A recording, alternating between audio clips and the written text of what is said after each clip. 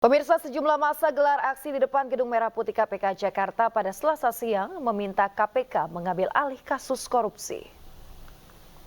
Pemirsa, KPK diminta mengambil alih kasus korupsi proyek pipanisasi air bersih di Kabupaten Tanjung Jabung Barat tahun anggaran 2008 hingga 2010 yang merugikan keuangan negara ratusan miliar rupiah. Permintaan diserukan massa aksi dari Aliansi Masyarakat Peduli Kebijakan Publik.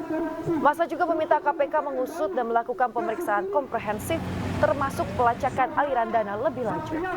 Proyek pipanisasi sepanjang 34 km merupakan proyek multi-years yang bersumber dari APBD dan juga APBN, totalnya mencapai 408 miliar rupiah. Sepertinya ada permainan yang diantara komisi.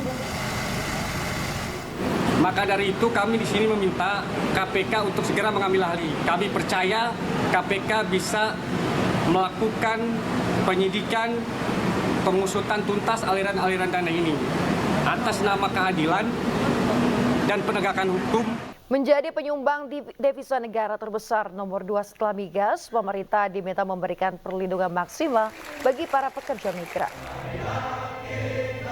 Saat menghadiri pelepasan pekerja migran Indonesia ke Korea Selatan oleh BP2MI di Jakarta, Sekjen PDIP Hasto Kristianto mengatakan kontribusi pekerja migran Indonesia per tahunnya mencapai 277,7 triliun rupiah. Hasto meminta pemerintah serius melindungi dan juga memprihatinkan nasib para pahlawan devisa ini. Hasto juga menilai BP2MI selama ini telah bekerja maksimal melindungi para pekerja migran Indonesia. Salah satunya dengan dibangunnya fasilitas fast track dan juga lunch bagi PMI di beberapa bandara internasional. Luar biasa.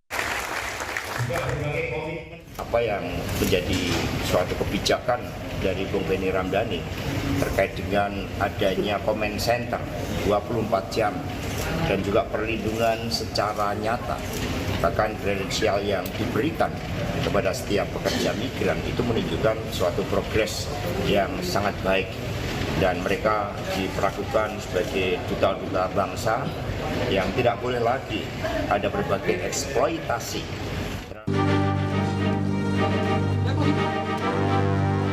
Inilah Peggy Setiawan, satu DPO pelaku pembunuhan Vina dan Eki yang dihadirkan Polda Jawa Barat. Dalam rilis resminya sejumlah informasi mengejutkan disampaikan. Yang pertama, sebelumnya polisi merilis 3 DPO. Namun dalam konferensi pers Polda Jawa Barat hari ini, DPO hanya 1 orang. Dan total pelaku berjumlah 9 orang. 5 keterangan berbeda dari tersangka itu ada yang menerangkan 3, ada lagi menerangkan 3 dengan nama berbeda, ada yang menerangkan 5, ada yang menerangkan 1. Setelah kami melakukan penyidikan lebih mendalam, ternyata 2 nama yang disebutkan selama ini itu hanya asal sebut.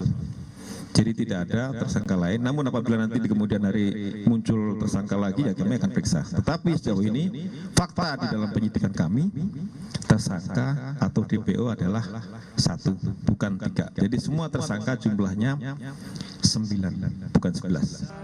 Yang kedua, Peggy Setiawan tinggal di kos di Bandung dan menggunakan nama samaran Robi Irawan. PS adalah keponakannya. Hal ini dikuatkan dengan keterangan pemilik kos yang sudah kita minta keterangan. Demikian juga nama sudah diganti, bukan lagi PS tetapi menggunakan nama Robi. Yang ketiga, polisi juga menyinggung modus operandi dugaan pemerkosaan terhadap korban Vina. Modus operandi melakukan tindak pidana turut serta melakukan pembunuhan berencana dan turut serta melakukan perbuatan kekerasan, memaksa anak melakukan persetubuhan dengannya terhadap korban atas nama Rizky dan atas nama Vina dengan menggunakan alat berupa kayu, batu, dan senjata tajam sampai meninggal dunia. Keempat, Peggy Setiawan terancam vonis hukuman mati hingga pidana seumur hidup. Junto pasal 55 ayat 1 ke 1 KUH pidana dengan ancaman pidana mati, seumur hidup, dan paling lama 20 tahun. Kelima, polisi menegaskan tidak ada keterlibatan pejabat-pejabat tertentu dalam peristiwa ini. Tidak ada nama pejabat terlibat di sini. Kami sangat kooperatif dan transparan terkait penyidikan ini. DPO ya hanya 1, PS. terkait dengan apapun yang disampaikan itu terserah silakan, tetapi kami tetap berpegangan atau berpatokan kepada fakta penyidikan. Tim Liputan iNews melaporkan.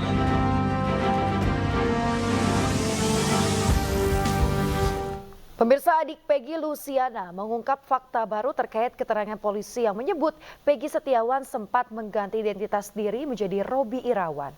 Luciana menyebut Peggy dan Robi merupakan kakak kandungnya dan dua orang yang berbeda.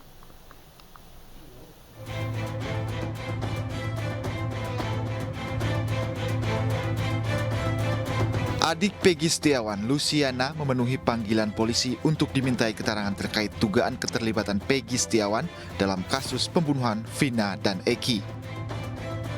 Luciana diperiksa sekitar 4 jam dan dicecar 28 pertanyaan di Polres Cirebon oleh penyidik dari Polda Jawa Barat. Salah satu yang ditanyakan penyidik adalah terkait keluarga dan keseharian tersangka Peggy Setiawan. Tim kuasa hukum Peggy menjelaskan, Luciana sempat ditunjukkan 8 foto tersangka dalam kasus pembunuhan Vina. Namun Luciana tidak mengenali 8 tersangka tersebut. Sementara terkait adanya penggantian nama menjadi Robi, Luciana menjelaskan bahwa dia memiliki 2 kakak pria, yakni Peggy Setiawan dan Robi Setiawan. Robi kakak saya. Kalau Peggy? Peggy kakak kandung saya. Urutannya gimana tuh? Yang pertama siapa? Kandung apa bukan? Yang pertama Peggy Setiawan kakak kandung saya, yang kedua Robi Setiawan kakak kandung saya, yang ketiga saya sendiri, yang keempat ada adik saya Ameliana. Sebelumnya Polda Jawa Barat telah menangkap Peggy Setiawan alias Perong di kawasan Bandung, Jawa Barat. Kabid Humas Polda Jawa Barat Kombes Pol Jules Abbas menyebut Peggy Setiawan sempat berusaha untuk menghilangkan identitas dengan berganti nama menjadi Robi Irawan. Upaya tersangka PS menghilangkan identitas. Yang pertama, sekitar bulan September 2016 sampai dengan tahun 2019 menyewa kamar kontrakan di Katapang, Kabupaten Bandung dan mengaku bernama Robi Irawan.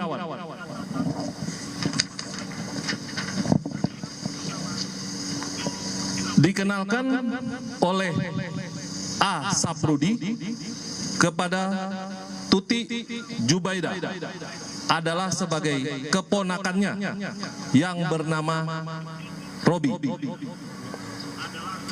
Saprudin ini adalah ayah kandung dari PS. Dalam kasus ini polisi juga telah menghapus 2 nama buronan dalam kasus kematian Vina dan Eki yang sempat dirilis Polda Jawa Barat. Di Reskrimum Polda Jawa Barat, Kombes Pol Surawan menyebut hanya ada 1 nama buronan dalam kasus kematian Vina dan Eki, sementara 2 nama lain yang beredar merupakan asal sebut. Setelah kami melakukan penyidikan lebih mendalam, ternyata 2 nama yang disebutkan selama ini itu hanya asal sebut. Tim Liputan iNews melaporkan.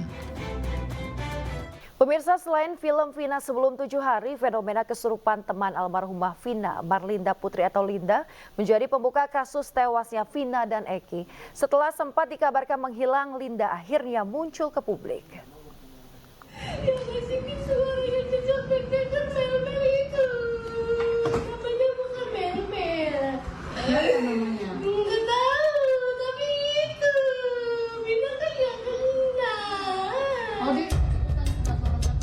Teman almarhumah Vina, Marlinda Putri atau Linda, akhirnya muncul ke publik.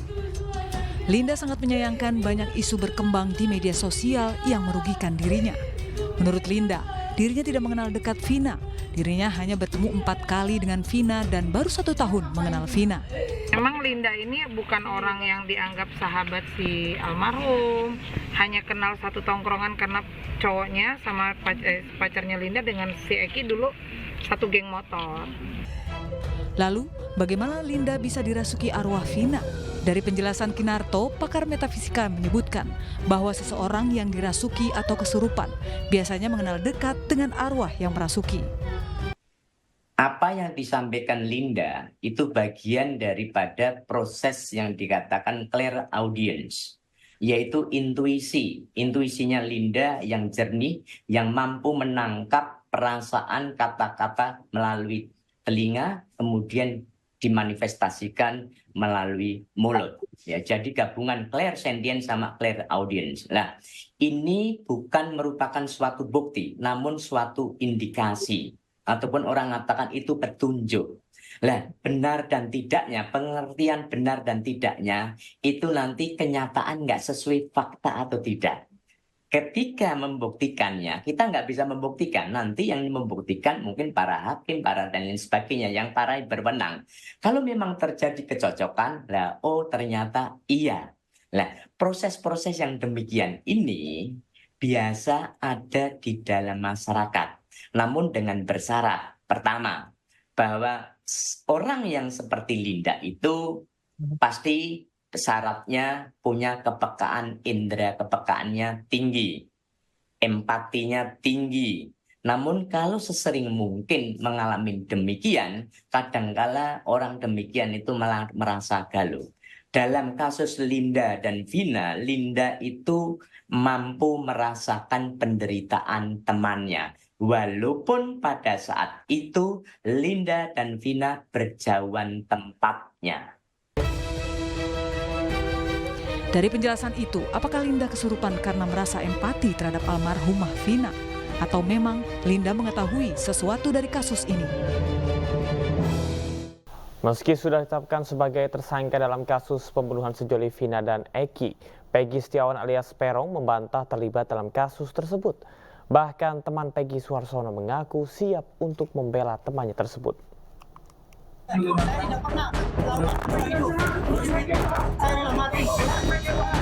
Memukul korban Rizky menggunakan balok kayu, lalu memperkosa korban Vina dan membunuh. Peggy Setiawan alias Peron membantah terlibat dalam pembunuhan sejoli Vina dan Eki. Peggy juga bersumpah tak pernah masuk dalam geng motor. Tidak hanya itu, saat ditampilkan ke media, Peggy Setiawan juga kerap menggelengkan kepala selama pembacaan tuduhan.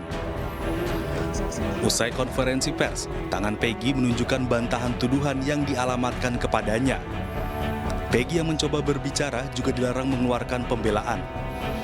Nampak, tangan petugas menutup mulut Peggy meskipun Peggy terus meneriakkan pembelaan.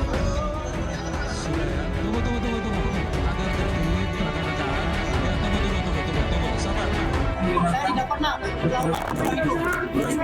Saya mati.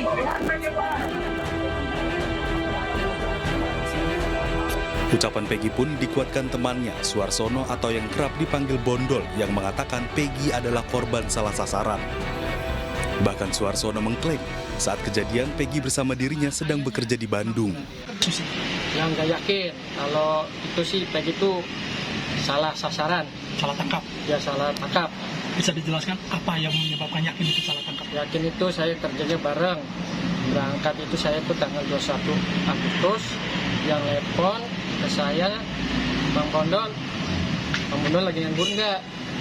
Kalau nganggur, ya berangkat aja ke Bandung. Ada Parman, ada Ibnu, sama saya. Kalau itu nanti Bapak saya ngomong, ada Bang Bondol nanti mau berangkat. Saya kan nanya sama siapa? Sama Robi, adik saya, udah pernah yang kerja di situ. Dan saya tanya ke Robi, berangkat mau nggak? Mau, tanggal 21. Terus sampai sana, kerja di Bandungnya saya lupa namanya, ke rumahnya, bikin rumahnya Pak Aceng. Terus saya di sana cuma 1 minggu. Pas gajian tanggal 27 Agustus 2016, saya pulang, nggak peka. Saya ngomong sama Peggy, Parman, Ibnu, sama Robi. Man, Peg, saya nggak peka lah, saya mau pulang. Ngomongin sama Pak Rubinya. Ya nanti gampang. Ya Bang Bondol, saya nganter. Sampai di jalan raya aja ya, naik angkot. Sampai udah angkot datang, saya naik, yang nganter Robi, Ibnu, sama si Peggy. Tanggal berapa kan? Dia tanggal berapa kan? Tanggal 27 Agustus. Jam? Tahun 2016. Jamnya? Sekitar jam 8 saya naik angkot. Di Bandung ya? Iya. Jam 8 pagi apa malam? Malam, sekitar jam 11-an lebih atau kurang lah. Sampai ke Cirebon di kilometer 202. turun saya.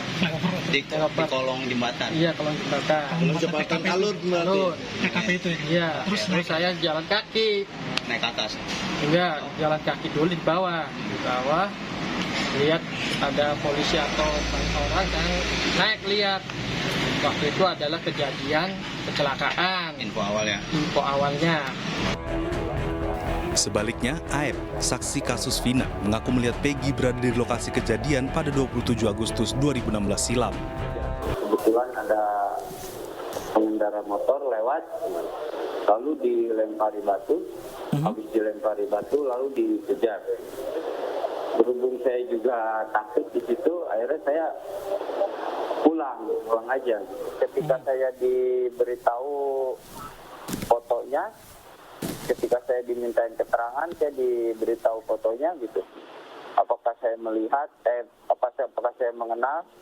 Jadi saya memang mengenal wajah ini, cuman saya tidak tahu nama-namanya. Kalau itu namanya Peggy, gitu. Hanya sebatas mengenal wajah. Kalau setahu saya itu rambut Peggy itu di sisir belah samping, lurus di sisir belah samping. Ketika saya dimintai keterangan, terus saya ditanyakan motornya, motor apa yang dikendarai oleh Peggy, yang dipunyai oleh Peggy. Saya jelaskan aja motor Smash warna pink. Terkait kasus tersebut, kini Suharsono selaku teman Peggy mengaku siap untuk membela temannya itu. Dia yakin Peggy alias Perong tidak terlibat karena waktu kejadian memang tidak ada di Cirebon. Dari tim liputan iNews melaporkan.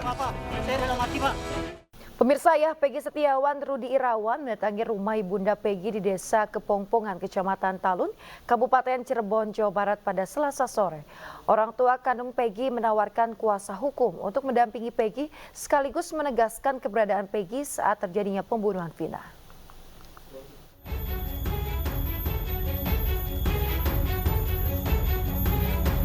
Rudi Irawan mendatangi rumah istrinya Kartini di Blok Simaja, Desa Kepongpongan, Kecamatan Talun, Kabupaten Cirebon, Jawa Barat.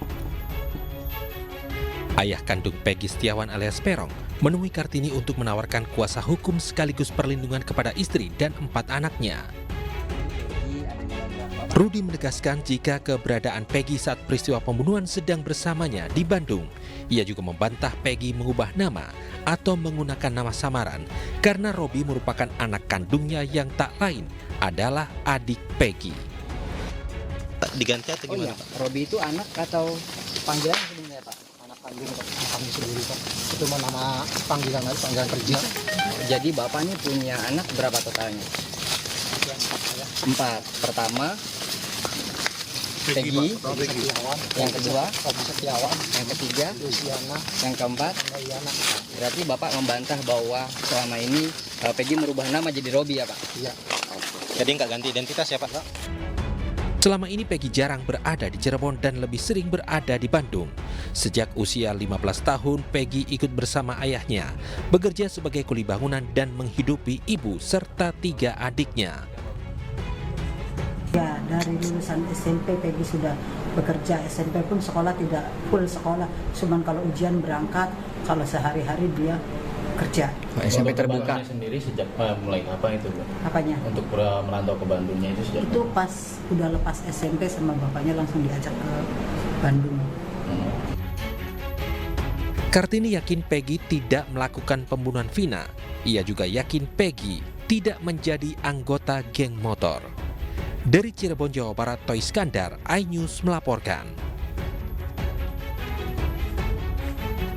Asosiasi Lawyer Muslim Indonesia melaporkan produser film Vina sebelum 7 hari ke Barreskrim Polri lantaran film Vina dinilai telah menumbuhkan asumsi liar di masyarakat terkait penanganan hukum kasus tersebut.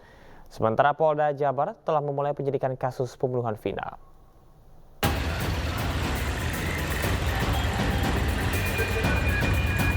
Asosiasi Lawyer Muslim Indonesia atau ALMI mendatangi Barreskrim Polri melaporkan produser film Vina sebelum 7 hari yang saat ini sedang viral di tengah masyarakat. Sebelum pelaporan diterima, Barreskrim menyarankan kepada pihak pelapor untuk berkonsultasi terlebih dahulu kepada Komisi Penyiaran. Hal ini disarankan untuk memperjelas ada tidaknya tindak pidana di dalam proses pembuatan film layar lebar tersebut. Menurut Zainul selaku Ketua Umum ALMI, film Vina yang kini tayang di bioskop mengundang banyak polemik dan asumsi liar tentang penanganan proses hukum dan fakta yang ditayangkan dalam film Vina. ALMI pun membawa sejumlah alat bukti. Maka dari itu poinnya ada dua. Pertama, ada delik pidana, dalam hal ini Undang-Undang ITE pasal 28 ayat 2. Kemudian yang kedua, pasal 31 Undang-Undang Perfilman. Ada dua ranah yang bisa diambil oleh penegak hukum dan juga pemerintah. Terkait pasal 28 ayat 2 tentang ITE, kemudian junto pasal 45 huruf A terkait dengan tindak pidana yang mengandung sara dan membuat kegaduhan. Sementara itu, Kejaksaan Tinggi Jawa Barat mengaku telah menerima surat pemberitahuan dimulainya penyidikan atau SPDP kasus pembunuhan Vina dari Polda Jawa Barat pada 22 Mei 2024 lalu, namun baru pada tahap pertama. Pihaknya pun telah menunjuk 6 jaksa untuk menangani kasus tersebut. Pimpinan sudah menunjuk jaksa penuntut umum sebanyak 6 orang yang akan menangani perkara tersebut. Itu rencananya di mana pengadilan sendiri? Rencana apa itu?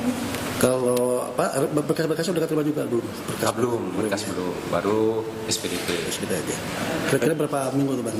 Sampai juga berkas ATP, semua sampai 21-nya. Ya, kita lihat nanti dari pengiriman berkas perkara tahap 1.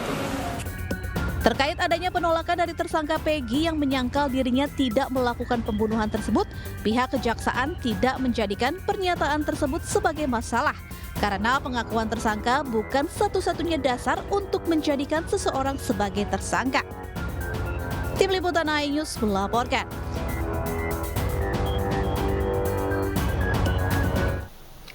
Di dalam BAP yang dibawa pengacara Saka Tatal, Titin Prilianti terungkap bukan 3 namun ada 4 orang yang menjadi DPO polisi. Pengacara Saka juga menyampaikan bahwa pelapor sudah punya daftar DPO sebelum pelaku diperiksa. Ini untuk pertama kali eksklusif ini. Mohon maaf saya pinjam sebentar Bu ya. Ini adalah BAP, kemudian juga ada penuntutan, ada juga vonis. Oh ini BAP semua Bu? Oke, ini bahkan ini BAP, ini yang ada yang lain juga ya di penuntutan dan sebagainya. Ini BAP saja, yang lain ada di situ. Tapi saya ingin membacakan sedikit. Ini BAP tahun 2016. Dan di sini sudah termaktub atau tertulis DPO atau daftar pencarian orang, pakai mic boleh Bu ya. Yang kemudian ada di BAP ini. Saya bacakan boleh izin Bu? Ini karena sudah inkrah jadi boleh saya bacakan ya BAP-nya. Atau Ibu yang bacakan? Silakan. Jadi ada 4 di sini. Yang pertama nomor 6 ya, Andika. Ya. Laki-laki 23 tahun alamat Banjarwangunan. Yang ke-7 Andi, laki-laki 23 tahun, ini pada kejadian ya 23 tahun, alamat Banjarwinangun Cirebon. Nomor 8 Dani, laki-laki 20 tahun, alamat Banjarwinangun Cirebon. Ya. Yang ke-9 Peggy ALS atau alias Perong, laki-laki 22 tahun, Banjarwinangun Cirebon. Ya. 4 orang ini buronan. Betul, berdasarkan BAP. Bisa ceritakan soal itu, Bu? Kalau saya dari dulu pengacara yang mendampingi 8 orang ini tidak pernah tertarik membahas BAP, tidak pernah tertarik membahas DPO. Karena apa? DPO itu dibuat oleh pelapor, sudah ada. Pelapornya siapa? Pelapornya Bapak Rudiana. Ayah korban, Eki. Membuat berita acara pemeriksaan sebagai saksi pada hari Rabu tanggal 31 Agustus 2016 sekitar pukul 18.30 sudah mencantumkan 4 DPO. Sementara pelaku pertama diperiksa dalam BAP itu pada tanggal 31 Agustus pukul 20.20. Jadi bagaimana para pengacara yang hadir di situ udah mikir DPO karena pelapor sudah punya DPO sebelum pelaku diperiksa.